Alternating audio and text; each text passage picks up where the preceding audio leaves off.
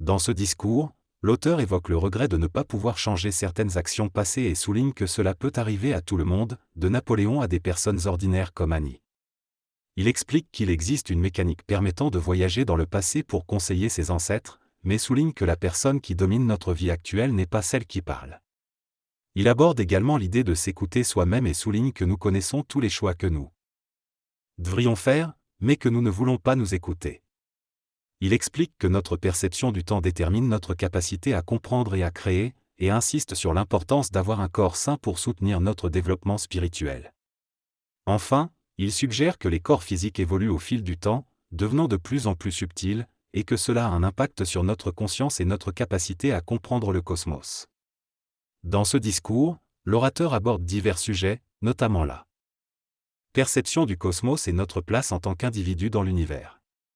Il souligne comment notre compréhension a évolué au fil du temps, passant de la croyance que la Terre était le centre de l'univers à la reconnaissance de la vérité scientifique selon laquelle nous ne sommes qu'un point parmi tant d'autres. Il soulève également la notion de voyage dans le temps, affirmant que nous sommes capables de nous connecter avec des événements passés mais que nous pouvons avoir du mal à supporter ce qui se passe dans le futur. Finalement, il souligne que notre voyage n'est pas seulement physique, mais également mental et spirituel. Dans cette conversation, les interlocuteurs discutent du concept du temps et de la réalité. Ils s'interrogent sur l'existence du passé, du présent et du futur, affirmant que ce sont tous des endroits. Un des interlocuteurs mentionne que même s'il ne peut pas prouver l'existence de la tour Eiffel, il peut toucher des objets physiques dans le présent. L'autre interlocuteur propose que nous pouvons être présents dans différents endroits en même temps, grâce à des phénomènes tels que le corps astral. Il discute également de l'importance de ne pas rejeter ou contredire les croyances des autres, mais plutôt d'essayer de comprendre différentes réalités. En termes d'intérêt personnel, ils soutiennent que la vision d'être présent dans différents endroits en même temps peut permettre d'élargir sa perception et de réaliser des choses qui ne seraient pas possibles dans notre réalité actuelle. L'interlocuteur explique à quelqu'un qu'il doit comprendre les mécanismes des choses pour les changer, que la philosophie et la psychologie ne suffisent pas. Il mentionne que les découvertes scientifiques sont souvent faites après que quelque chose se soit déjà produit et que pour changer de vie, il faut comprendre les mécanismes qui la régissent. Il souligne également l'importance de se préparer en accumulant des connaissances et des expériences pour pouvoir accepter et absorber le changement. L'interlocuteur fait référence à une relation ancienne avec l'interlocuteur et affirme qu'il a une conscience différente. Il explique que ce qu'il cherche à accomplir ne peut pas nécessairement intéresser l'interlocuteur, mais qu'il y a d'autres personnes avec un cheminement similaire qui ont besoin de comprendre les mécanismes pour provoquer des changements dans la réalité. Le texte parle de l'importance de comprendre le futur et d'être conscient de ses propres pensées et actions. Il évoque le fait que certains individus ressentent déjà une sorte de malaise vis-à-vis du présent et se détachent du passé. Ils sont en quelque sorte réincarnés dans le futur et cherchent à rendre le monde plus intelligent. Ces personnes sont stimulées par des souvenirs provenant d'un monde où les situations actuelles ne se produisent pas, ce qui les pousse à progresser et à devenir plus conscients. L'article souligne que la prise de conscience personnelle est essentielle pour se libérer des influences extérieures et pour construire un avenir meilleur. Il met également en avant l'idée que ceux qui ne sont pas en phase avec leur époque sont souvent considérés comme fous, mais se positionner en dehors de son temps peut en fait être un signe de chance ou d'évolution.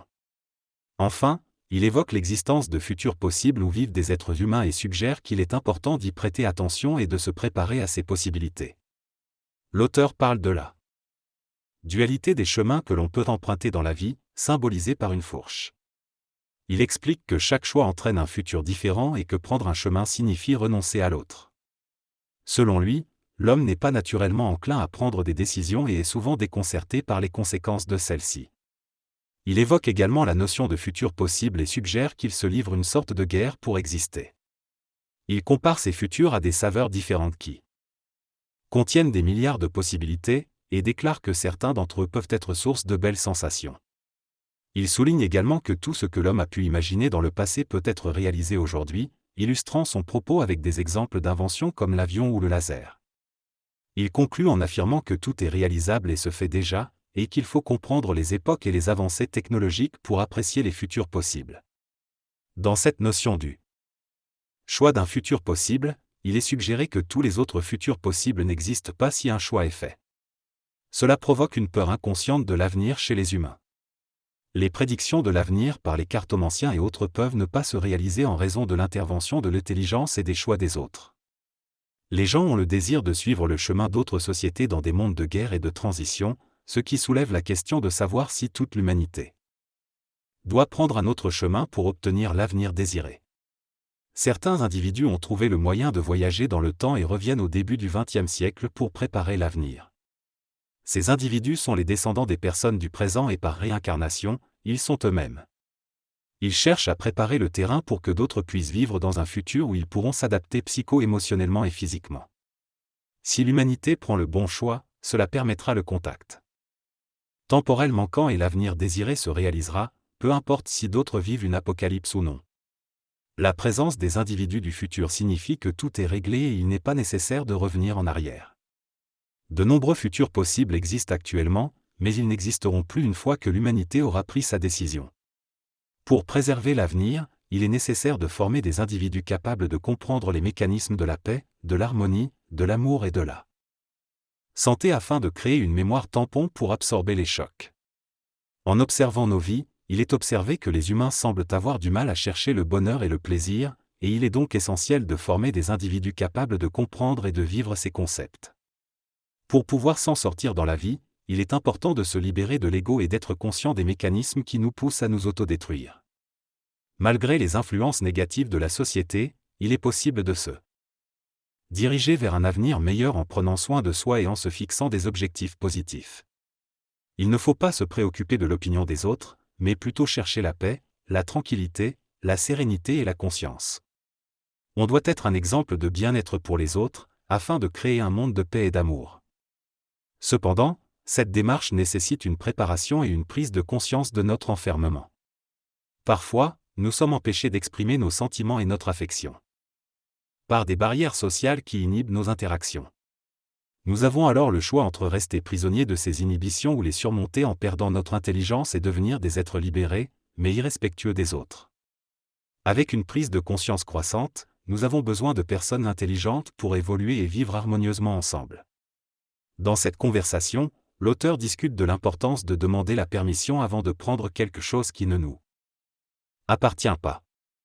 Il explique que la politesse est une façon d'introduire cette demande, mais il est crucial de comprendre l'intelligence derrière cette action. En comprenant cette mécanique, les individus seront plus capables de recevoir des informations provenant d'eux-mêmes à travers le temps. Cela leur permettra de réfléchir sur leur passé et de prendre des décisions plus éclairées pour l'avenir. L'auteur mentionne également l'importance de comprendre que le passé n'existe que dans le présent. C'est comme le futur. Il explique que l'humanité doit être capable d'accepter cette conception temporelle pour avancer vers un nouvel avenir énergétique. En se basant sur l'exemple de l'électricité, l'auteur souligne l'importance de s'ouvrir à l'impossible et de sortir des schémas de pensée conventionnels pour progresser. Il encourage les individus à se préparer pour le futur en connaissant et en comprenant les mécaniques énergétiques qui régissent le monde. Enfin, il rappelle l'importance de croire en la possibilité d'un monde pacifique malgré les répétitions de l'histoire et encourage à créer un avenir neuf et cohérent. L'humain n'est pas intrinsèquement motivé à être bien, mais plutôt à éviter d'être mal. Cependant, pour améliorer notre condition, il faut devenir des individus conscients et solidaires, capables de créer des mécanismes de protection contre les forces qui s'opposent à notre bien-être. Les hippies ont réussi à désamorcer la guerre du Vietnam en défendant la paix, mais il est important de ne pas laisser nos émotions gouverner nos actions, car cela peut conduire à des échecs. Certaines croyances suggèrent que des extraterrestres ou des entités transtemporelles pourraient nous sauver, mais en réalité, nous devons compter sur notre propre lucidité et planification pour prévoir l'avenir. Plusieurs idées jugées impossibles par le passé, comme les satellites lancés par des canons magnétiques ou les lentilles de contact, se sont réalisées. Pour améliorer notre condition, il est essentiel de diriger nos actions vers ce qui favorise la paix, l'intelligence et la technologie. La science est orientée vers le futur et non vers une simple répétition du passé. Elle permet d'envisager une rupture avec le présent pour créer quelque chose de nouveau. Malgré les infrastructures existantes, l'humanité ne parvient pas à assurer le bien-être de chacun en raison de la nature humaine. Bien que l'élimination de l'humanité puisse sembler une solution pour trouver la paix et améliorer l'être humain, il s'agit d'un problème et non d'un bénéfice.